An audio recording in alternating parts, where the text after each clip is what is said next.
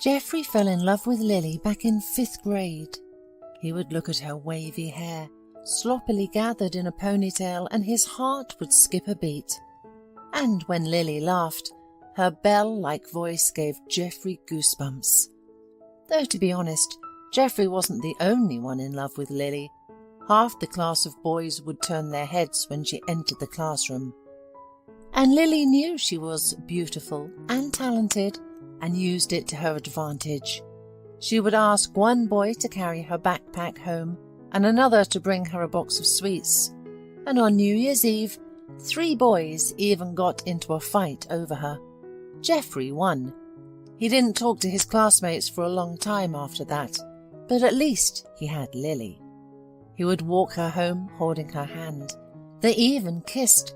They were both 16 years old then. But a year later, Lily was dancing at the local disco with older guys. Geoffrey was very upset then. She was with him and not with him at the same time. Geoffrey's grandfather, Mr. Collins, with whom Geoffrey lived after his parents' death, tried to console him. "You're suffering for the wrong one." He shook his head. "Lily took after her mother, who was a party girl. Probably all the guys in the village had been with her. And then she went to the city and came back pregnant. She gave birth to Lily. So, grandson, the apple doesn't fall far from the tree." "Grandpa, why are you saying that?" Geoffrey looked at Mr. Collins reproachfully. "Lily is just fun-loving and takes life easy, but I'm sure she loves me." "Oh dear, time will tell." Mr. Collins disagreed. "But my advice to you is to forget about her." "That's it." But Geoffrey didn't listen to his grandfather, and as soon as Lily winked at him, he was already by her side. After school she went to culinary school, so Geoffrey followed her there. He actually wanted to go to radio engineering college, but it was far from the culinary school. However, almost next door, they taught auto mechanics. So Geoffrey enrolled there, just to be near Lily. At first, Lily really only looked at Geoffrey. She was shy in the big city after the village, so she clung to Geoffrey. And he was so happy. He hurried to his beloved after his studies, walked with her in the park, took her to a cafe, cinema. Geoffrey thought that Lily would now only be his. But the girl quickly adapted to the city and found herself another admirer besides Geoffrey. At first he didn't suspect anything, but Lily began to skip dates more and more often, citing busy studying. And then he saw her getting into an expensive car. He didn't see the driver then, but Lily, after he asked her who she was riding around the city with, she just laughed. "Are you jealous?" The girl shook her curls. "Jealous, silly. This is Mary, my classmate. Her boyfriend gave her the car, and we went for a ride with her." "What kind of gifts?" Geoffrey muttered. "Does she have a millionaire as a boyfriend or something?" "No, not a millionaire. Just knows how to make deals." Lily shrugged and squinted at Geoffrey. "And what would you do for me?" "I'd give my life for you," Geoffrey exclaimed. "Life!" Lily chuckled, then kissed Geoffrey indifferently and went to her dormitory. Geoffrey never understood why she suddenly became so cold, and the next day he didn't see her again. And then Lily's roommate Nancy couldn't take it any more and told him everything. "She has another boyfriend," Nancy blurted out. "She's gone with him again." "But she said she was with her friend Mary." Geoffrey's throat even dried up from what he heard. "With her friend?" Nancy chuckled. "I'm sorry. She's making a fool of you and cheating on you." After hearing Lily's words, Geoffrey shrank as if struck. His face changed and he turned and left, deciding to wait for Lily at the entrance of the dormitory. He was waiting for a long time, and it got dark. Lily arrived in the same car at 2 a.m, and the car immediately drove off. The girl ran to the dormitory doors without noticing Geoffrey, but he called out to her. Lily approached, looking confused. "Geoffrey? And what are you doing here? Are you following me?" "So it's true what they say to me?" Geoffrey asked. "Are you cheating on me?" "Cheating?" Lily laughed. "Oh, not. I am choosing, Geoffrey. I was thinking who was better between you guys, and you know, it's not in your favour. Ben is rich, attentive, he gives me flowers and takes me to the restaurants. And what can you give me? Just moonlit walks? But I love you." "So does he," Lily laughed. "Okay, buddy, I'm going. It's time for me to sleep." As she clacked her heels towards the porch, Geoffrey watched her go. The door to the dormitory closed behind her, and he stood there stunned. That's it. His soul was empty, and his heart was cold. Nothing else held him in this city. The next morning, Geoffrey picked up his documents from the technical school and went to the station. A few hours later, he was knocking on the window of his native house. Grandpa understood everything, although Geoffrey was lying about uninteresting education. "So, Lily dumped you, right?" he asked directly. "She did," the guy admitted dejectedly. "I've told you, grandson," Mr. Collins exploded. "I've told you to stay away from her, and you kept saying that you loved her. That's what you got in the end." Grandpa raged for a long time, and Geoffrey sat there almost crying, not saying another word. Eventually, Mr. Collins calmed down, patted the guy on the shoulder, and even cheered him up, saying that he would have so many more lilies. But a month later, Lily returned to the village. She came to apologize to Geoffrey, crying. "Geoffrey, forgive me." Lily wiped away tears. "I was stupid. I realized that I love you. But it's too late. Only you. And that guy, I made a mistake. He turned out to be a scoundrel and not at all rich. He stole this car, and from me he stole a laptop and the last money. Fortunately, my roommates collected some money for the trip." "So if he were rich, you would still be with him?" Geoffrey looked her straight in the eye. "What are you saying?" Lily began to convince him so sincerely. "I don't need him. As soon as you left, I understood everything right away. I need you, Geoffrey." The girl rushed into Geoffrey's arms, and he felt her hair's scent, the touch of her delicate skin. It was stronger than his willpower. He still loved Lily. They spent that night in Geoffrey's room. Mr. Collins was hard of hearing, so he didn't hear that they had unexpected guests. But in the morning, he saw her. He cursed, wanted to drive Lily out, but Geoffrey stopped him. He said she was his life, and he would decide what to do. And he would still be together with Lily. So Lily and Geoffrey were back together, and 2 weeks later, Lily happily ran to Geoffrey. "Geoffrey, I took a test, and there are 2 stripes here," she blurted out on the threshold. "I'm pregnant." Geoffrey was surprised. "So fast?" "Did you forget," Lily pouted, "about that night at your place, and how your grandpa wanted to kick me out the next morning?" "No, of course not, my love." Geoffrey drew the girl to himself, hugged her and kissed her. "I'm happy, really happy. It's just unexpected." That same day, they went to the registry office to file an application. The grandfather was scolding the whole week, but his grandson wouldn't listen to him. Geoffrey was happy because his dream would come true. "You're a fool, Geoffrey," scolded Mr. Collins. "You got involved with a bad woman and you won't be able to untangle yourself. Shame on you. You're embarrassing me in front of people in my old age. How am I supposed to face honest people now?" "Grandpa, we're going to have a baby," replied Geoffrey. "A family, a baby. What a fool you are, Geoffrey." sighed Mr. Collins. "She's been with everyone in the city." "Grandpa, she's my woman, and this is my child," firmly answered Geoffrey. The old man waved his hand, indicating that he wanted nothing more to do with it. There was no wedding. The young couple just registered their marriage. Lily moved in with Geoffrey. They hardly spoke with Mr. Collins. He didn't like his daughter-in-law.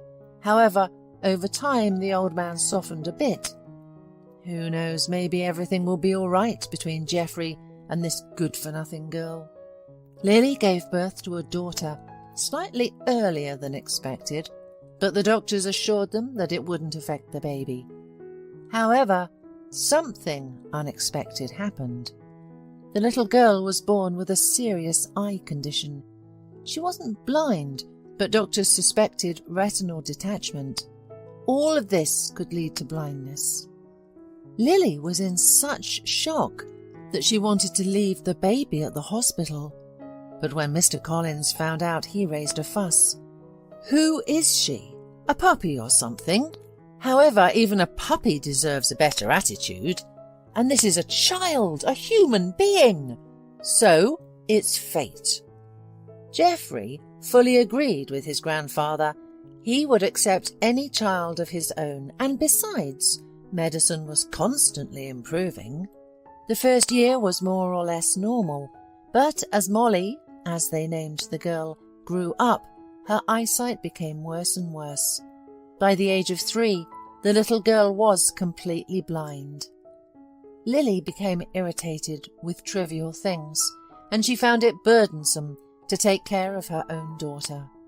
After all, a blind child required more attention.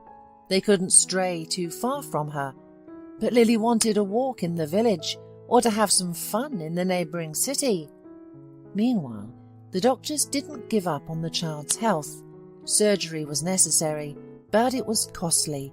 And then Geoffrey, who had worked as a simple mechanic on a farm before, got a job in a lumber yard. They paid much more there. In principle, Lily was fine with it, but she didn't think about her daughter, only about getting more money for herself. Mr. Collins didn't meddle in their relationship. He only dealt with his great-granddaughter. He loved the little girl. Geoffrey had been working for a month, and then another accident happened.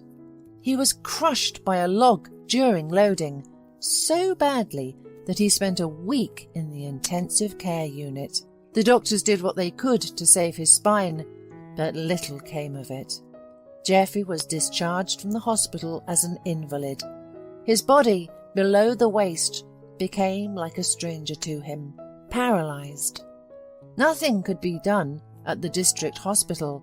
A consultation was needed in the capital, and of course, money for it. Lily became gloomier than ever. A blind daughter, a disabled husband, a grumpy old man, and she was still young. Why does she have to go through all that? Lily cried at night, feeling sorry for herself, and then cried again the next night. And finally, she packed her things, said she was going to the city, and slammed the door. Geoffrey just silently watched her leave. Molly was sleeping, and her mother didn't even come to say goodbye. Mr. Collins spat after his daughter-in-law. He didn't expect anything else from her. The old man started to take care of his great-granddaughter and his disabled grandson. It was hard for him because he was in his 80s. Lily's mother pretended not to know anything about her son-in-law or granddaughter. And then Geoffrey's friend arrived here. Terry lived in the city, but his parents brought him to the village to his grandparents every summer. Now the elderly people have passed away, but the house remains. So Terry would come here in the summer, like to a summer house. He and Geoffrey were friends since childhood.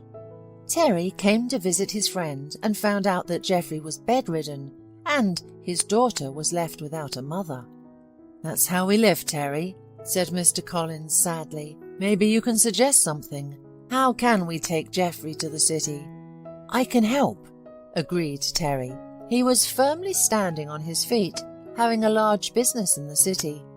I'll take Geoffrey to the capital, and we'll take Molly too. We'll show her to the specialists. So, Geoffrey, are you okay with that? Geoffrey just nodded. Of course he didn't want to be a burden to his friend with his problems, but no one else could help him. They quickly dealt with Geoffrey's problem in the capital. His bones and nerves were intact. There was no need for surgery. Thanks to massage and physiotherapy, Geoffrey was able to stand on his feet in a couple of months. But with Molly, things turned out to be more complicated. The surgery was possible, but it cost a lot of money. Even Terry couldn't afford it. I'm sorry, my friend, he said to Geoffrey, but I don't have that much. I understand, Geoffrey replied. Thank you for helping me. And also, when Molly was checked, it turned out that she was not Geoffrey's daughter. As soon as Mr. Collins found out, he got furious at Lily, but he didn't refuse Molly and Geoffrey, despite the DNA results. Still considered her his daughter. So they continued to live together. Geoffrey got a job as a driver for Terry and was constantly travelling to the city. 3 years passed, and Molly grew up. She was supposed to go to school, but where to go if she was blind? And then a young teacher came to school. Kaya Donovan had completed courses on how to work with blind children as well. She suggested teaching the girl at home. One day, when Geoffrey had a day off, they met with Kaya. The girl was teaching Molly at the time. Geoffrey, who hadn't looked at women all these years, suddenly felt that this young teacher had touched his soul, and Kaya liked Geoffrey. Soon they started a relationship, and Mr. Collins was only happy. He liked Kaya, kind, friendly, decent woman. Soon Kaya found out that Molly could sing well, and she suggested going to the city and performing concerts in the square, and people would donate money for treatment. Mr. Collins hesitated, wondering how much they could raise. But Geoffrey liked the idea too.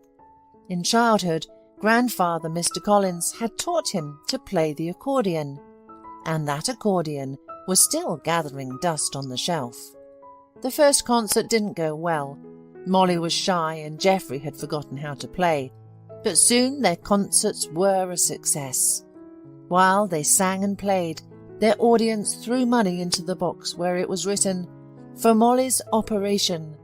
Help the girl regain her sight." Then the media got involved.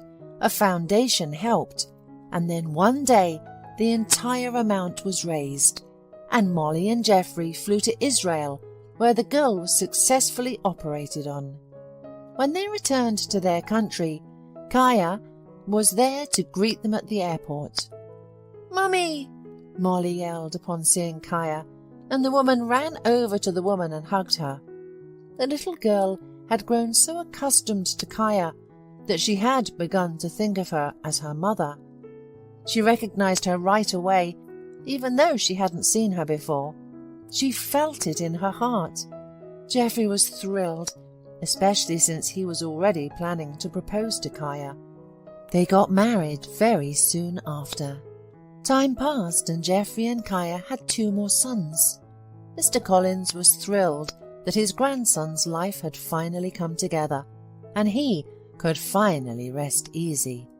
The grandfather's soul was calm, and one autumn morning he died in his sleep from old age. After burying the old man, Geoffrey and his family moved to the city where they settled.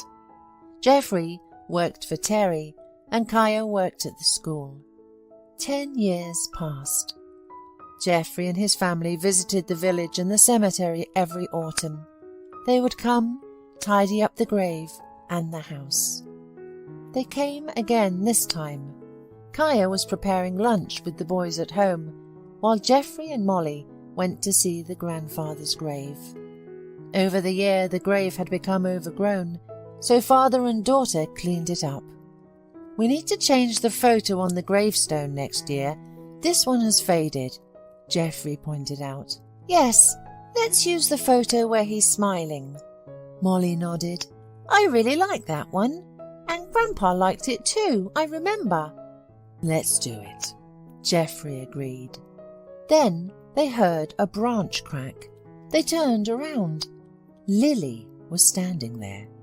Geoffrey didn't recognize her at first. She had aged so much and had lost so much weight. But it was her. Did he really ever love her? Daughter, it's her, Geoffrey said softly, looking at Molly.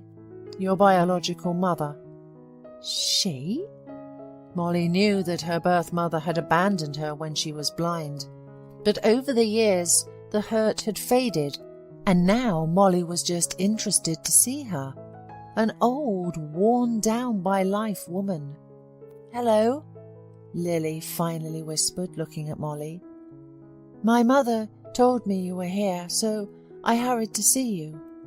I'm sorry. She suddenly sobbed and fell to her knees. Daughter, please forgive me. Lily reached out to Molly, and the girl even recoiled at first, but then she approached her mother and helped her up. Dad, Molly looked at Geoffrey. You go ahead. We'll talk.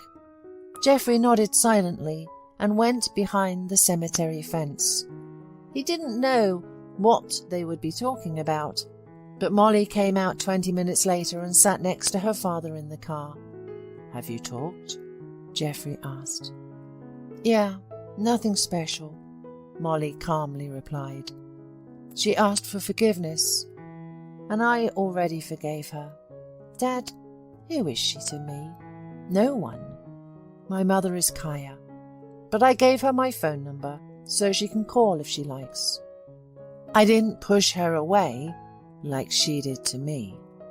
Do you think I did the right thing, Dad? You did everything right, daughter. Geoffrey nodded. You're a smart girl. Let's go. Your mother and brothers have probably already set the table. The car slowly started moving, and Lily stood at the cemetery gate wiping away tears. Pain and sorrow were eating away at her heart, but the past couldn't be brought back, and the mistakes of her wild youth couldn't be undone. Lily walked along the dusty road, realizing that she could have been a happy woman, together with her daughter and husband Geoffrey. But she abandoned them, and in the end, she was abandoned too, and no one needed her anymore. That's how her story